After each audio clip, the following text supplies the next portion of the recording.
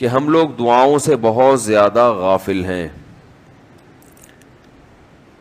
اللہ تعالیٰ نے قرآن مجید میں دعا کے بارے میں فرمایا ادعوا ربکم تضرعا وخفیا، اپنے رب کو پکارو عاجزی کے ساتھ اور چپکے سے.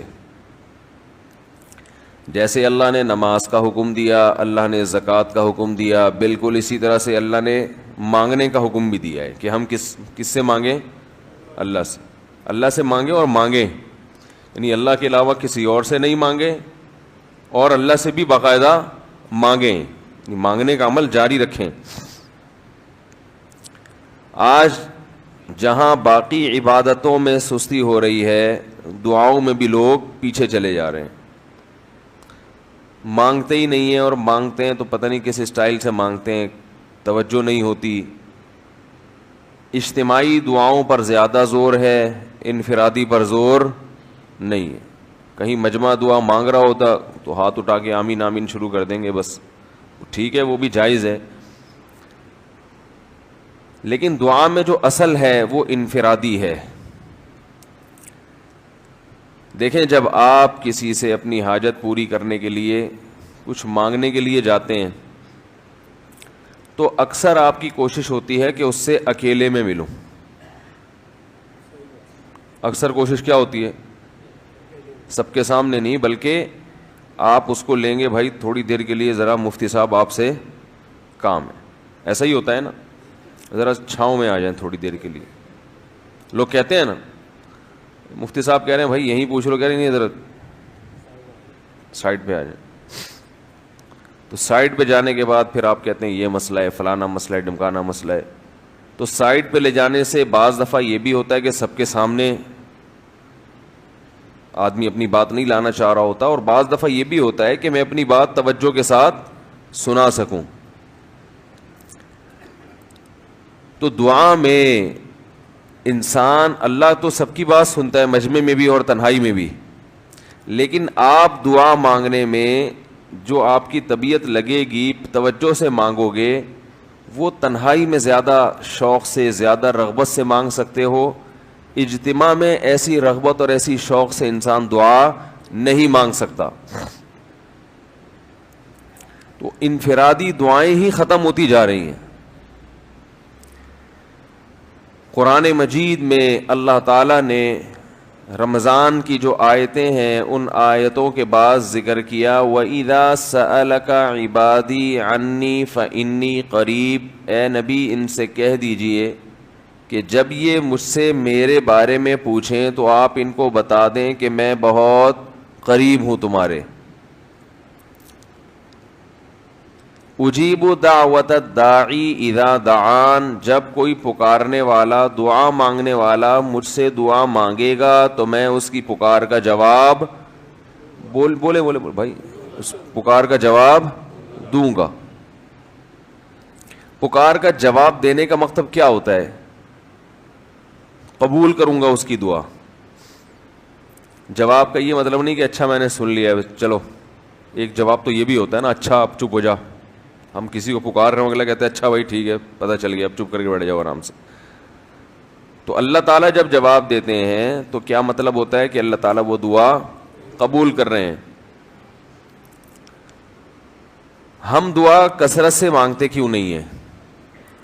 اس کی وجہ یہ ہے کہ ہمارے ذہن میں ایک چیز شیطان نے بٹھا دی ہے کہ مانگو تب بھی ویسے کے ویسے ہی ہیں، نہیں مانگو تب بھی ویسے کے ویسے.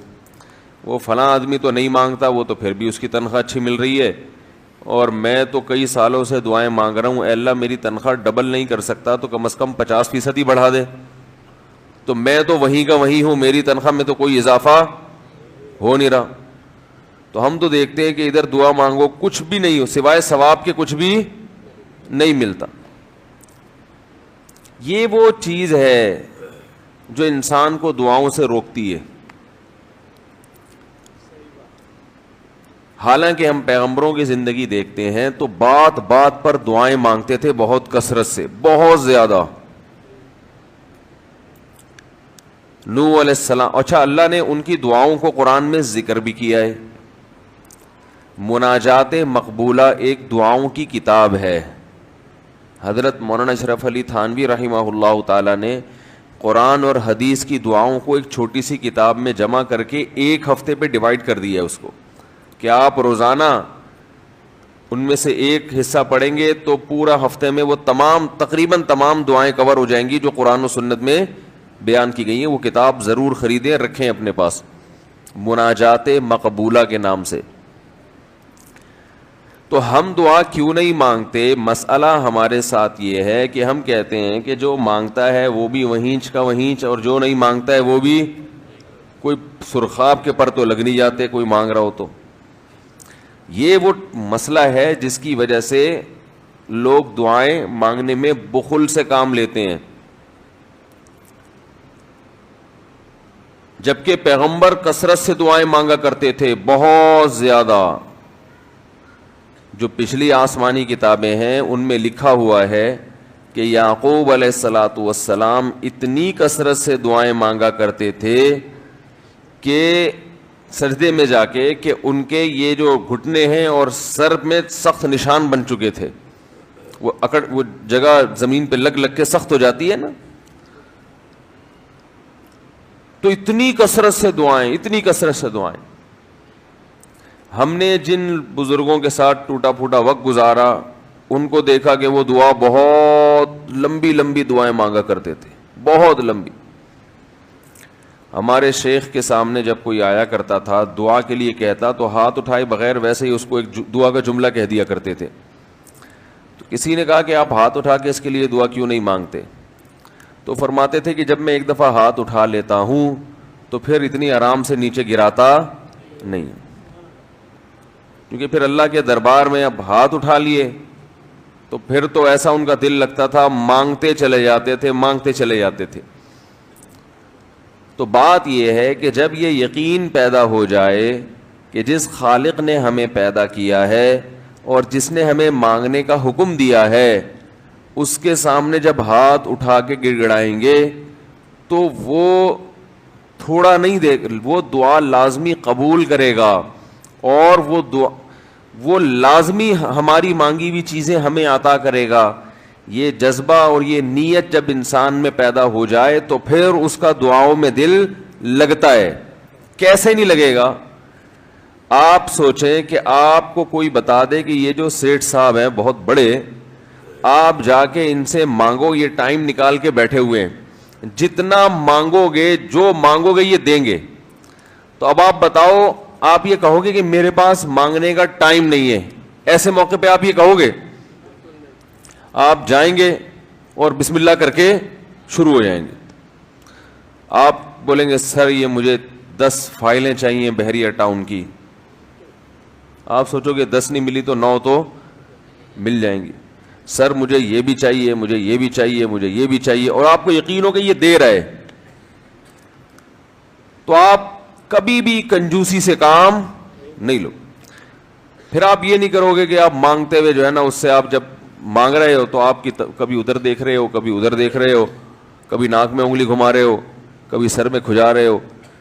کوئی آ کے اس دوران آپ کو چھیڑے گا تو آپ کہو گے یہاں سے دفع ہو جاؤ, میں کام کر رہا ہوں. ایک بندہ سخاوت جوش میں آیا ہوا ہے ابھی اور فائلیں بحریہ ٹاؤن کی فری میں بانٹ رہا ہے. اس نے کہا بھائی جتنی مانگو گے دے دوں گا, اور جو مانگو گے دے دوں گا. تو ابھی تو میرے پاس ٹائم کم ہے, مقابلہ بہت سخت ہے. اور پھر اس میں آپ کو الفاظ بھی خود بخود آ جائیں گے کس طرح سے سمجھانا ہے. مختلف طریقوں سے آپ بات کو گھماؤ گے. سر پلیز آپ بات کو سمجھا کریں, میں آپ کے پاس آیا ہوں, آپ کو پتہ ہے میں ادھر بھی جا سکتا تھا, وہ وسیم کباڑیا کا بزنس بھی آج کل بہت چل رہا ہے, میرے پرانے اچھے تعلقات ہیں, لیکن مجھے پتا تھا کہ آپ تو آپ ہیں, آپ جیسا سیٹ تو کوئی ہے ہی نہیں, اور ہر مشکل میں آپ نے میری مدد کی ہے. جو الفاظ بھی اس کی سخاوت کو ابھارنے والے ہوں گے وہ تمام آپ اس موقع پر اس کے اوپر انڈیل دو گے, پورا دیگچا بھر کے اس کے اوپر ڈال دو گے آپ. تو اللہ سے جب مانگتا ہے انسان اور اس کو یقین ہو کہ اللہ میری دعا کو پورا کرے گا, تو اس یقین کے ساتھ جب دعا مانگی جاتی ہے تو اس کا اسٹائل کچھ اور ہوتا ہے, اور ایک فارمیلٹی پوری کرنے کے لیے دعا جب مانگی جاتی ہے جیسے کہ ہمارے ہاں ہو رہا ہے تو اس کا اسٹائل اور انداز کچھ اور ہوتا ہے. ہمارے ہاں دعا پڑھی جاتی ہے, مانگی نہیں جاتی. ربنا آتنا فی الدنیا حسنۃ وفی الآخرۃ حسنۃ وقنا عذاب النار آمین. اور کہ ربنا ظلمنا انفسنا وان لم تغفر لنا وترحمنا لنکونن من الخاسرین آمین.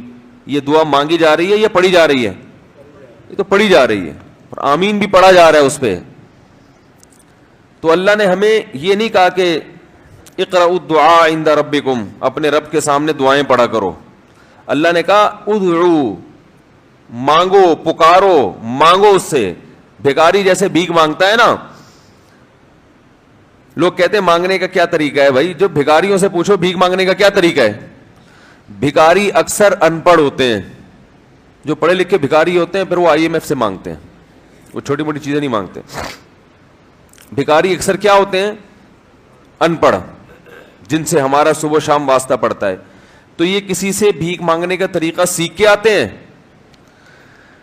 بولو نا بھائی, کسی سے طریقہ سیکھ کے آتے ہیں کہ یار وہ ذرا فلاں بندے سے چندہ مانگنا ذرا طریقہ بتانا. اگر کوئی بتائے گا بھی تو وہ کہے گا تو اپنے پاس رکھ, مجھے پتا ہے مجھے جیب اپنی کیسے بھرنی ہے. اس موقع پہ جو اس کی حالت دیکھ کے نا وہ اپنا منہ بھی ٹیڑھا ویڑھا کرے گا, کپڑے بھی پھٹے پرانے, اور بہت گھمائے گا بات کو, ایسے منہ بنائے گا جیسے دنیا میں اس سے زیادہ غریب اور محتاج کوئی ہے ہی نہیں.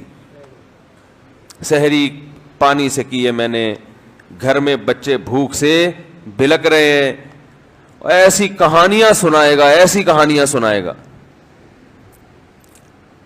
تو یہی حال انسان کا ہے جب اسے پتا ہو کہ میرا رب جو مانگوں گا وہ دے گا مجھے, تو پھر اس کے بھیک مانگنے کا انداز اور جو دعا مانگنے کا اسٹائل ہے وہ خود بخود فطرت اسے سکھا دیتی ہے.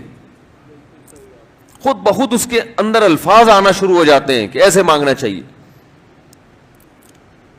لیکن پرابلم یہ ہے, مسئلہ یہ ہے کہ دل میں یہ بات بیٹھ چکی ہے کہ قبول نہیں ہو رہی.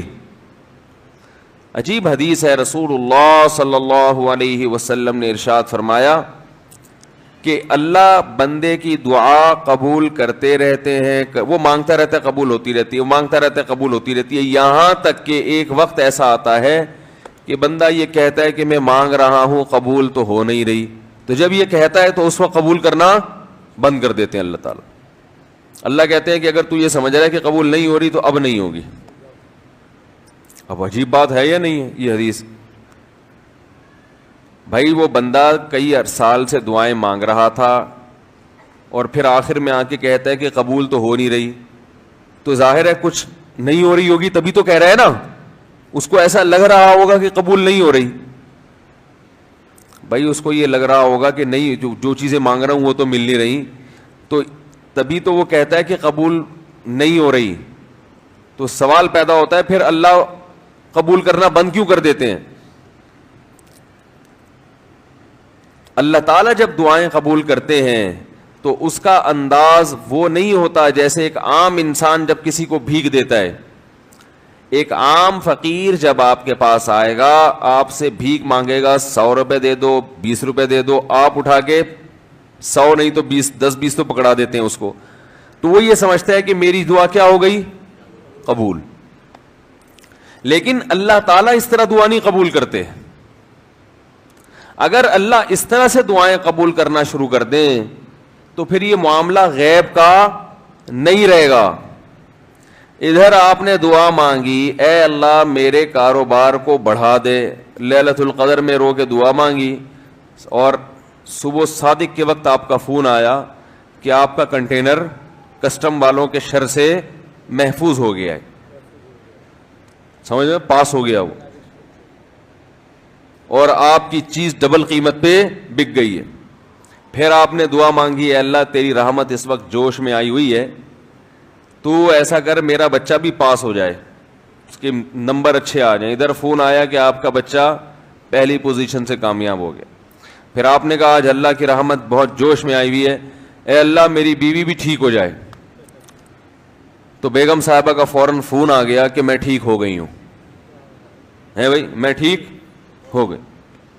اے اللہ, ساس صاحبہ بہت دنوں سے آگے بیٹھی ہوئی ہیں, جانے کا نام نہیں لے رہی, فون آ گیا کہ میں چلی گئی ہوں. اس طرح سے اگر دعائیں قبول ہونا شروع ہو جائیں تو میرے بھائی پھر یہ سارے کافر, یہ سارے لبرل لوگ جو اللہ کو مانتے ہی نہیں ہیں, یہ دنیا کا ہر کام چھوڑ کے مصلی بچھا لیں گے اور دعاؤں کو فوکس کرنا شروع کر دیں گے.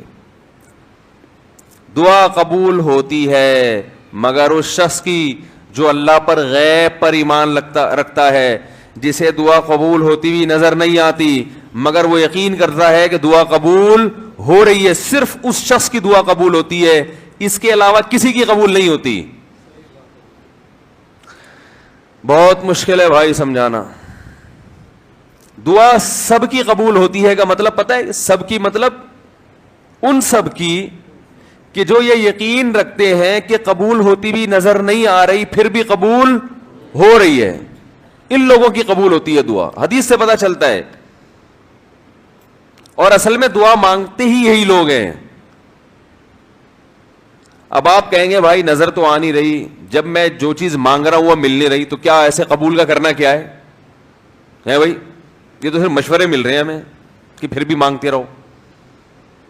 تو ہم نے, وہ ایک فقیر تھا نا, ایک سیٹھ صاحب کے پاس آیا, کہنے لگا کہ بھائی ذرا کچھ پیسے مل جائیں گے, گھر میں ضرورت ہے. تو اس نے کہا اتنے ہٹے کٹے ہو کے بھیک مانگتے ہو, شرم نہیں آتی؟ تو اس نے کہا فی الحال میں نے آپ سے بھیک مانگی ہے, مشورہ نہیں مانگا. جب مشورہ مانگوں تو اس وقت مشورہ دے دینا کہ بھیک مانگنا میرے لیے مناسب ہے یا نہیں ہے بھائی. ابھی میں آپ سے پیسے مانگ رہا ہوں, مشورے کے لیے پھر کوئی اور ٹائم انشاءاللہ رکھ لیں گے, اس میں آپ سے مشورہ لوں گا کہ میرے جیسے آدمی کو بھیک مانگنا مناسب ہے یا نہیں. تو آپ کے ذہن میں بھی یہ خیال آ رہا ہوگا کہ ہم اللہ سے دعا مانگتے ہیں اور اللہ کی طرف سے جو چیز جو ہم مانگ رہے ہیں وہ تو مل نہیں رہی, بلکہ اللہ کی طرف سے مشورے مل رہے ہیں کہ مانگتے رہو قبول ہو رہی ہے, تو ہوتی بھی تو نظر نہیں آ رہی. کیا خیال ہے بھائی؟ ہوتی قبول ہوتی بھی نظر تو نہیں آ رہی. تو یاد رکھیں دعا تو لازمی قبول ہوتی ہے. اگر آپ کو قبول ہوتی بھی نظر نہیں, دعا قبول ہونے کے انداز مختلف ہیں. اللہ تعالیٰ کے جس طرح سے قبول کرتے ہیں نا, وہ عام لوگوں کی طرح نہیں آپ کو چیزیں پکڑا دیتے, یہ تو غیب سے معاملہ ختم ہو جائے گا. اللہ کی حکمت کا تقاضا یہ ہے کہ اس طرح سے قبول کروں کہ قبول ہو مگر اس کو پتا نہ چلے, کیونکہ وہ اللہ کا دربار ہے, اس کی کچھ قیمت ہے کہ وہ ہر ایک کو مانگنے کی توفیق نہیں دیتا. بھائی آپ نے کبھی دیکھا کہ کوئی سیٹ ایسی دکان کھول کے بیٹھ جائے کہ آؤ جو مانگو میں دوں گا؟ ایسے تو کیا ہوگا کہ پورا نظام خراب ہو جائے گا نا.